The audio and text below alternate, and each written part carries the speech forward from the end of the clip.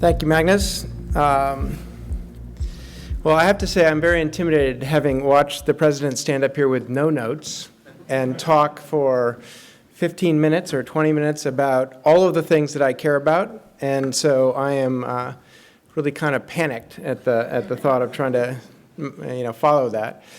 I'm going to start by talking a little bit about Union Square Ventures and what we invest in. That's where I work.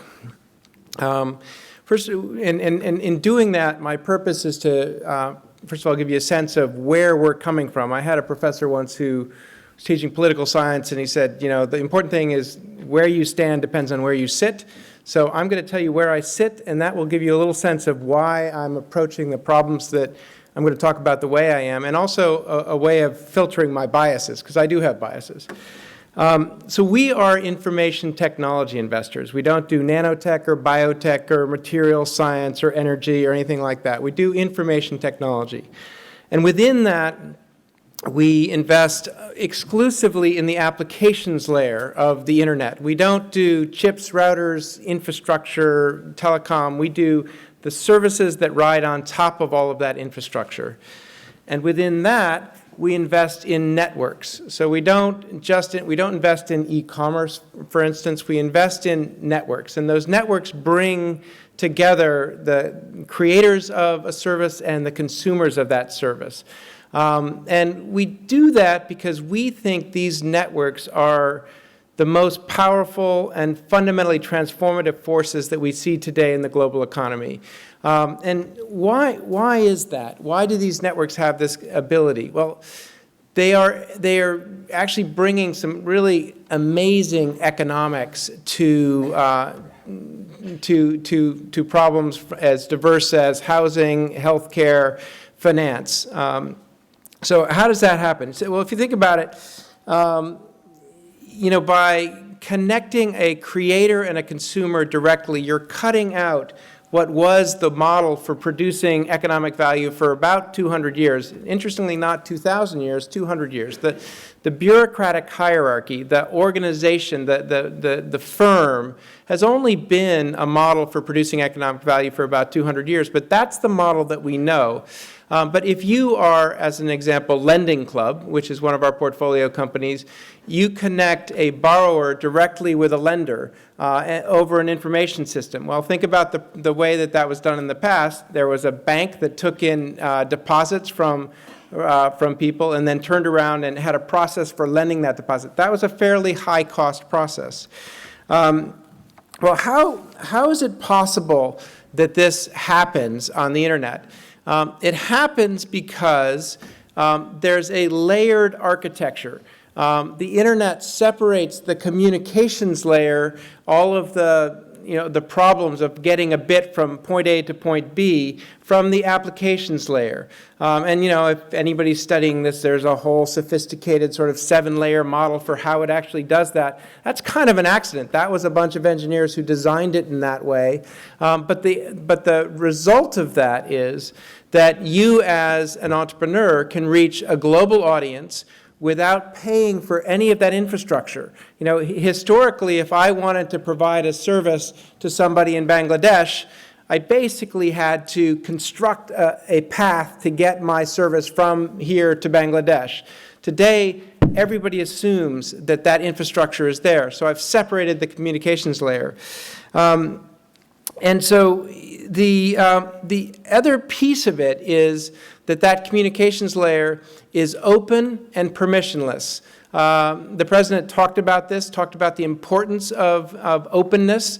The fact that anyone in this room can create a service and distribute it on the internet without asking a telecommunications company to distribute it for them, without asking a bank to package and distribute their products. They can create a product and distribute it directly to the web. So what that's doing, if you think about it, is it's making it possible for probably the biggest explosion of creativity in the last, certainly in the last couple hundred years. And we're seeing that on the internet today. We're seeing, fabulous efficiencies in the creation of new companies. I've said probably 100 times that Foursquare got to 100,000 users on $25,000. that Tumblr was in 100 countries when they had 12 people. That wasn't possible 15 years ago. It is possible today. So it's that creativity that's possible, that makes possible it's that layered architecture, the free distribution, the low cost of creating new companies, the existence of open source software, the permissionless model of the internet that's making for this explosion and making for this opportunity in Iceland, but also for every entrepreneur all over the world. So the way these services produce these economics, just to go down that, just to describe that a little bit in a little bit more detail. If you think of a company like Airbnb, for instance, Airbnb doesn't actually provide a hotel service. It connects somebody who has a spare bedroom with somebody who has an interest in traveling or staying in Iceland. If you think of Halo or Uber, these are both e-hailing services for the transportation industry. It's no longer a dispatcher who you call to say, I need a cab in front of the Hilton to take me to Harpa. It's, you're actually connecting directly with the driver, right? If you're using a ride-sharing service and somebody's traveling from, Dusseldorf to Hamburg, you can go to carpooling and you can take advantage of that ride. Well, what's actually happening there? We're doing a much better job as a society of using existing resources. That person is going to travel from Dusseldorf to Hamburg anyway, right? If you put two people in that car, you eliminate the need for another form of transportation, right? If you can house people in spare bedrooms, you're making a much better use of that resource. So we're improving the access to creativity on the internet. We're also improving the use of assets. And it's that sort of unlocks the economics. So this is really good for everybody, except for the high-cost bureaucratic hierarchies that provide the services today, except for the incumbents. Well, that's okay. This is part of the natural creative destruction of capitalism. We're going to move through, and constantly evolve towards a more efficient model. That's what capitalism does. Unfortunately, the way the political process works, at least in the United States, is that the incumbents have an outsized influence in the formation of policy and the way regulations are created. Well, in the United States, that happens as a result of the way we finance campaigns and the fact that the incumbents have existing cash flows. The new startup companies tend not even to be politically aware, much less have the cash flows to participate in that game. And so what we see as a result is we see a series of proposals from the incumbents that would constrain the emergence of these new systems, these new models. So when the city of New York debated, the city council in New York debated a law against temporary hotels a year and a half ago, nobody from the hotel industry lobby that proposed the law mentioned Airbnb.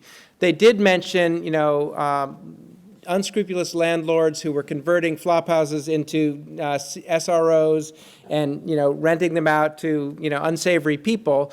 And they came up with lots of reasons why this was a bad idea. But the city council actually had never heard of Airbnb, so they had no idea that the language that was being proposed would actually constrain the emergence of this new model.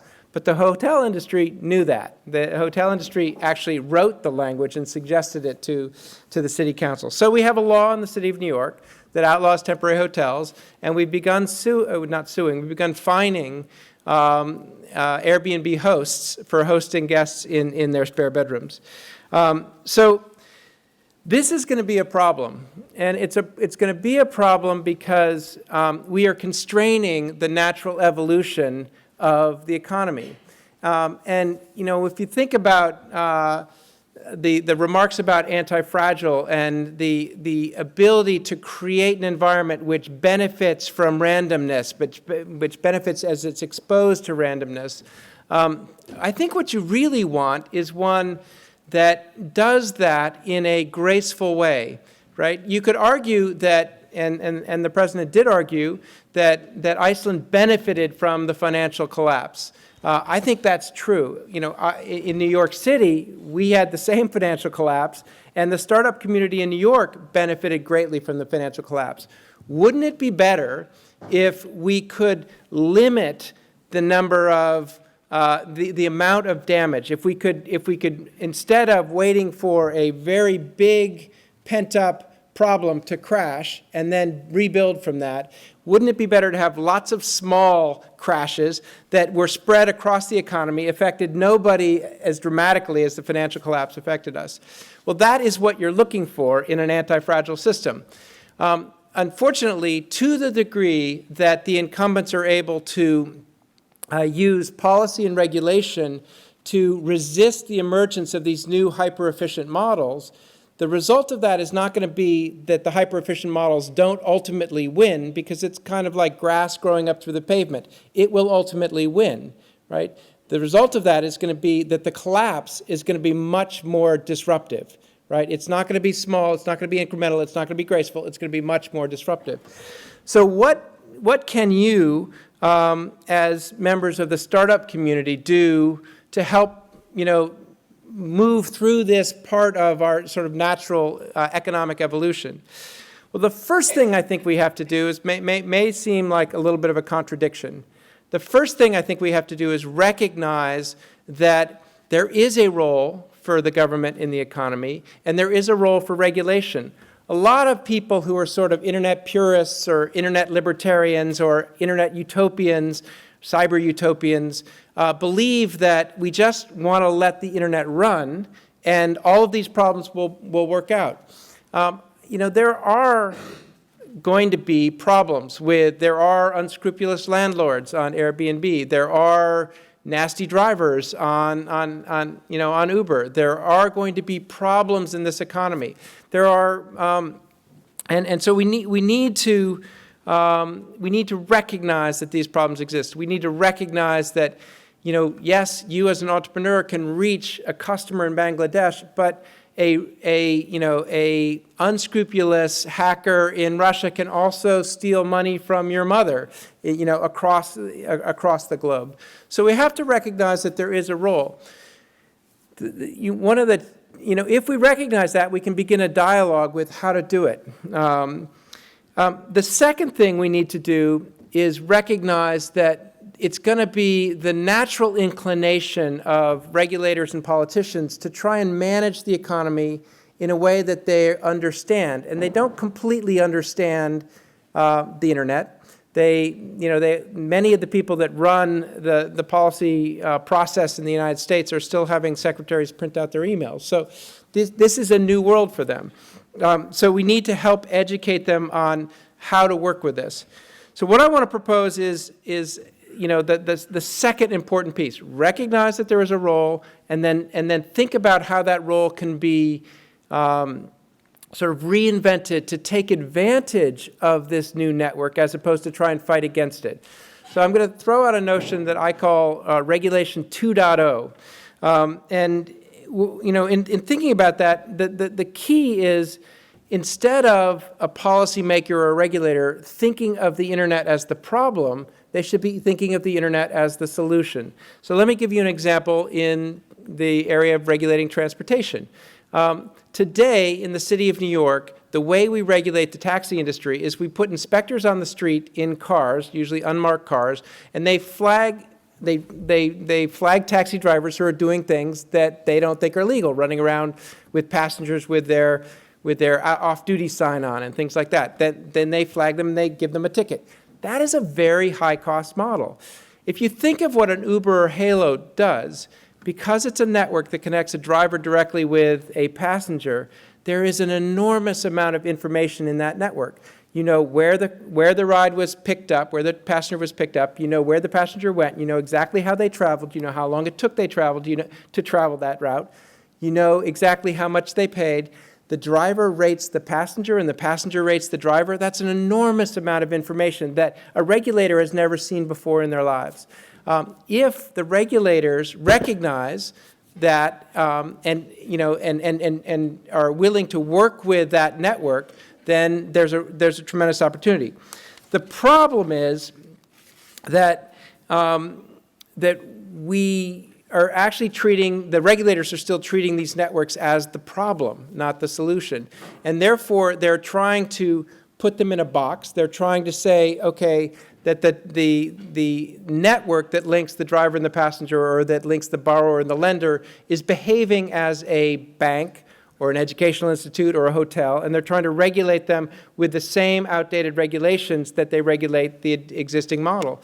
And as a result, the networks are very reluctant to share data with the regulators, because if you're going to use the data that I give you to put me out of business, I'm not going to give you the data. So what we need to do is we need to say, okay, well, wait a minute. What if we understand that these are actually intermediaries and we're not actually driving anybody, we're not actually putting anybody up, we're not actually lending money, we're just facilitating that transaction between two willing parties.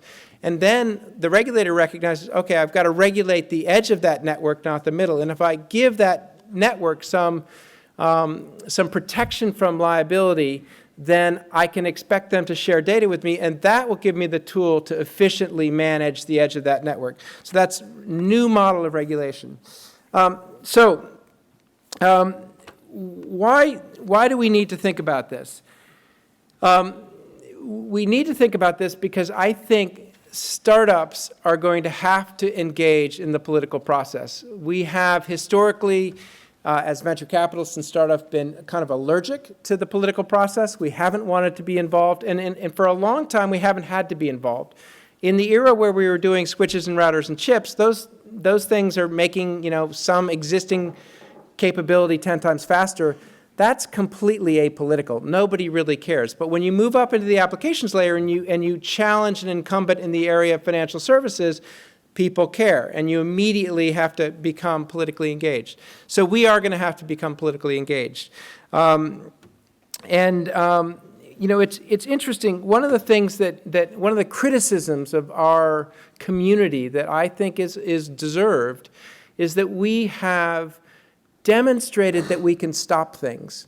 We have, when we really put our back up against the wall, when there was really dramatic overreaching legislation in the U.S. coming down the pike, the internet community kind of rose up and said no, and everybody was completely shocked when that happened, and it was very effective. But we haven't demonstrated that we can advocate for things. It's a much harder problem. If you think about it, you could argue that the open internet was a key factor in the emergence of the Arab Spring, right? In changing in those societies across the Middle East. But it hasn't demonstrated that it can build a new government, that it can build a new society, right? So this is the challenge that I think we have for ourselves, is to figure out how to take these tools and make them productive, as opposed to just using the tools to manage, sort of to defend our existing freedom to innovate. So I'll just close by coming back to Iceland. Again, the president mentioned that maybe there is a role for Iceland in this. I think there is. It's why I've been here as much as I have been over the last couple of years. Actually, it's the last year as I think about it. The first time I ever came was for this event last year. And I've been back a number of times since, talking to a full range of people in the community here about the role Iceland could play. I realize that in saying there's a special opportunity for Iceland, there is a sort of, it reminds some people of, well, we thought that in the financial services space, and look how that turned out. And so it's a very tricky thing to suggest that there's a special role. But I do think there is one. I think that there is a natural, for all of the reasons people have already talked about today, this is a naturally entrepreneurial society. There's a significant opportunity to build an IT-related business. You can reach a global market from this isolated community at the edge of the world. And I think there's all the advantages of data centers and energy and everything else. So there is that, right? But it's also a homogeneous population with a tractable political process which could push the model for policymaking and regulation incrementally in a direction that could build a global brand for Iceland. It could say that Iceland is thinking about a model of regulation that works with the internet as opposed to against the internet, that it's thinking about the way users' rights in their data exist in the cloud or in cyberspace. There's a lot of confusion about that in the US and in Western Europe, but there's an opportunity for Iceland to begin to define that. These are hard problems. They're not simple solutions. There are some principles, I think, that could be established, but I think it will take some work for Iceland to define, where they want to land on the spectrum.